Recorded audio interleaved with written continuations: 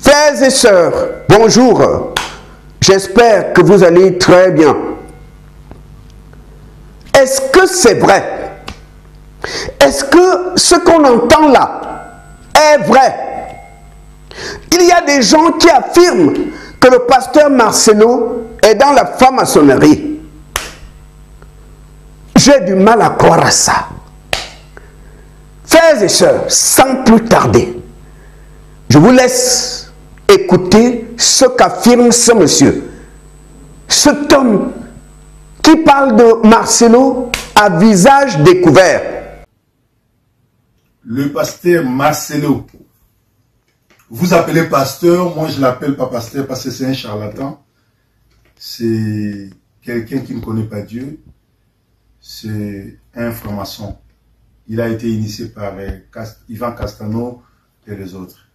Alors, il a sacrifié sa femme.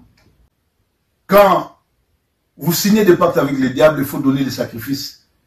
Et les sacrifices, c'est sa femme. Et c'est Marcelo qui a décidé comment sacrifier sa femme. Il savait que sa femme aimait l'esthétique. Et sa femme est morte en Turquie en train de se faire, en train de faire l'opération du vagin. Elle a déjà travaillé les fesses, elle a travaillé, je m'excuse, elle a travaillé les bassins, les seins. Maintenant, c'était l'opération du sexe. Parce que Marcelo, c'est un satanique. Sataniste, il aime voir sa femme sexuellement battue, tout. Et cette femme-là est morte sur l'opération, sur le lit d'opération, parce que Marcelo en avait demandé, en avait décidé. Et c'est pour que Marcelo puisse avoir l'aura et devenir l'un des grands pasteurs congolais, et pourtant il n'est pas congolais. Et on lui a demandé aussi d'ajouter 1000 autres sacrifices. C'est-à-dire, ça veut dire que si vous ne sortez pas de l'église Compassion, vous serez, après la femme de Marcelo, vous allez faire les frais. Voilà pourquoi ça ne s'est jamais fait dans l'histoire du monde. Au monde, personne ne peut mourir le lundi parce que cette femme-là est morte le 10, on l'a cachée jusqu'au 12. Et le corps a été répatrié la plus vite. Pourquoi? Parce que quand vous tuez quelqu'un pour les sacrifices, ce corps-là doit être enterré le plus tôt que possible. Parce que dès que la femme-là sera enterrée, c'est à ce moment-là que les miracles vont commencer.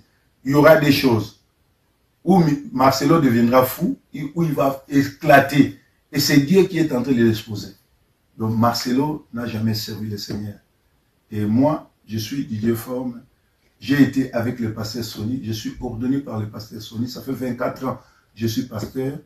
Si j'avais voulu devenir comme Marcelo, j'allais avoir une grande église à Londres, une grande église à Manchester, à Paris, à Kinshasa, un peu partout, parce que le pasteur Sony m'avait appelé pour m'initier, mais j'avais refusé, et ça, c'est la pomme de discorde.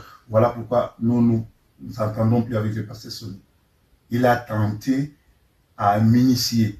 Vous avez entendu?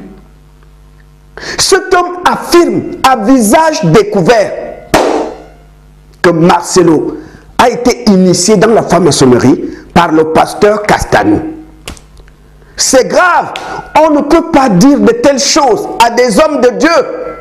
Tout ceci mérite d'être éclairé afin que les choses soient claires. Parce que sinon, ça fera de l'amalgame.